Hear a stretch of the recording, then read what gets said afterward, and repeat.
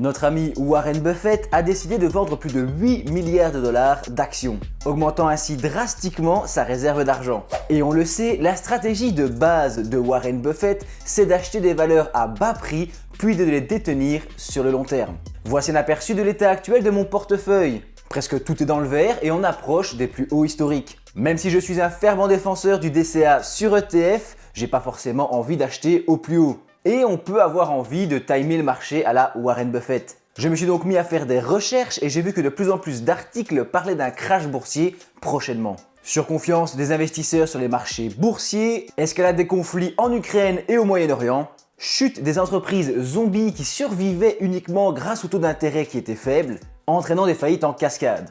Côté immobilier, on parle carrément d'un 2008 en 2024. Et du côté du marché obligataire, certains analystes se mettent d'accord sur un probable crash en avril 2024, ce qui précipiterait certains États vers la faillite. À commencer par l'Italie, suivi de près par la France, l'Espagne et même la Belgique. D'autant plus que ces États surendettés n'ont pas eu la vie facile avec une inflation record entraînant une baisse de la consommation et donc des recettes fiscales des États.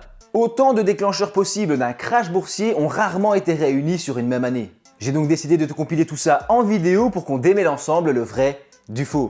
Et à la fin, je te donnerai mon avis sur la question, mais je pense que tu le comprendras assez rapidement. Malgré les événements des dernières années, la bourse a relativement bien tenu. Ce qui crée un environnement réellement incertain, alors que si on avait eu un vrai bon crash boursier, on aurait pu repartir sur de bonnes bases et reconstruire. Ici, on est vraiment dans un entre-deux et les marchés sont très susceptibles. Comme je te l'ai dit, certains analystes se mettent d'accord pour un crash en avril 2024 et ils se basent sur 6 éléments déclencheurs que je vais te décomposer tout de suite.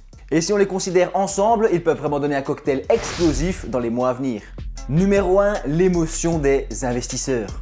On commence doucement avec la variable émotionnelle.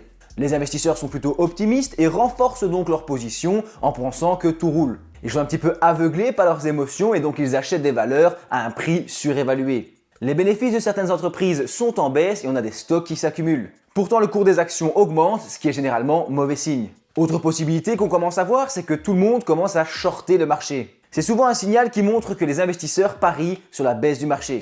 Et notre ami Warren Buffett, dont je t'ai parlé en début de vidéo, fait partie des gros investisseurs américains qui doivent rendre leur portefeuille public. C'est pour ça qu'on sait qu'il a vendu beaucoup d'actions et qu'il accumule du cash. Pourquoi accumuler du cash si ce n'est pour investir au plus bas, pendant un crash boursier par exemple? Ajoutons à cela le marché de l'automobile et du logement. Car quand on voit une diminution des ventes de ce côté-là, ça signifie généralement que les consommateurs ont peur. Ils ont peur de faire des achats importants ou simplement de manquer de liquidité.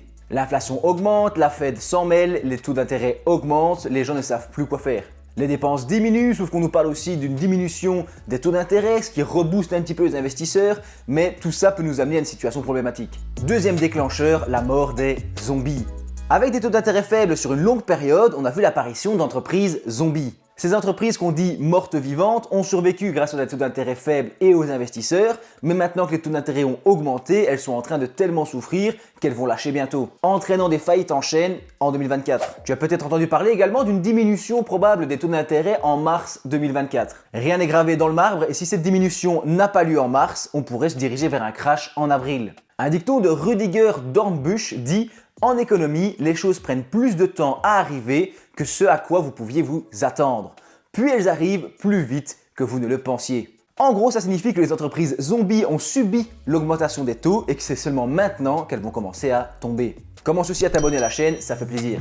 Numéro 3, une crise de l'immobilier. Je l'ai dit, certains parlent d'un 2008 en 2024. Puisque plusieurs facteurs ont complètement déréglé le marché immobilier. D'abord des taux historiquement bas et ensuite des taux historiquement élevés, en passant par le prix des matériaux qui a limité la construction de nouveaux logements. D'un autre côté, des sociétés immobilières qui ont vraiment beaucoup souffert, particulièrement à cause de la pandémie, mais aussi du télétravail qui s'est démocratisé. Et oui, le télétravail permet aux entreprises de faire des économies sur la surface allouée. Par contre, les sociétés immobilières voient leur part d'immobilier d'entreprise diminuer. Les bureaux et les surfaces commerciales ont moins de valeur à cause du télétravail.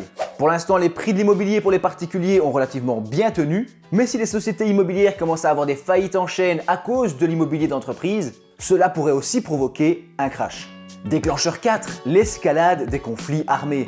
Bon, ça je vais en parler assez rapidement, mais je ne pouvais pas faire une vidéo sur les crashs boursiers sans parler de l'escalade des conflits et de la situation géopolitique actuelle. L'escalade des conflits en Ukraine et en Moyen-Orient n'est pas un scénario à éliminer totalement. Et il serait à la source d'un immense crash boursier. Même si bon, dans ce cas-là, si la guerre est à nos portes, alors le crash boursier c'est un peu le dernier de nos soucis. Numéro 5, la faillite des États. La dette mondiale atteint les 300 000 milliards de dollars. Et les taux d'intérêt ne sont évidemment pas étrangers à cette situation. En effet, l'augmentation des taux d'intérêt n'a pas provoqué un crash boursier, mais a alourdi le fardeau de la dette des États. L'inflation et la diminution de la consommation réduisent encore les recettes des États qui s'enfoncent toujours plus dans l'endettement. Je l'ai dit, l'Italie est pointée du doigt, mais il y a d'autres pays qui vont suivre. En effet, Bruxelles s'apprête à placer sous déficit excessif la France, l'Espagne et la Belgique. La principale crainte dans ce point est un crash des obligations, qui engendrerait une incapacité des États à faire face à leurs dettes et les entraînerait vers la faillite, conduisant à des réactions en chaîne et enfin un crash boursier. Sixième déclencheur, le cours de l'or. On ne peut pas parler de crash boursier sans parler du métal précieux le plus connu, il s'agit de l'or. On voit qu'on est au plus haut sur les dernières années, je dirais même sur l'histoire en général en fait. L'or est populaire car les investisseurs ont peur. Ils vont donc acheter la valeur refuge par excellence. Historiquement, l'augmentation du cours de l'or coïncide avec les crises économiques et les crashs boursiers et témoigne d'une peur des investisseurs. En gros, quand les actions sont hautes, l'or a tendance à diminuer et quand les actions diminuent, l'or a tendance à augmenter. Je ne suis pas trop pour les théories du complot, mais les États et les grosses entreprises sont littéralement en train de se gaver en or. C'est quand même un signe alarmant pour les mois à venir.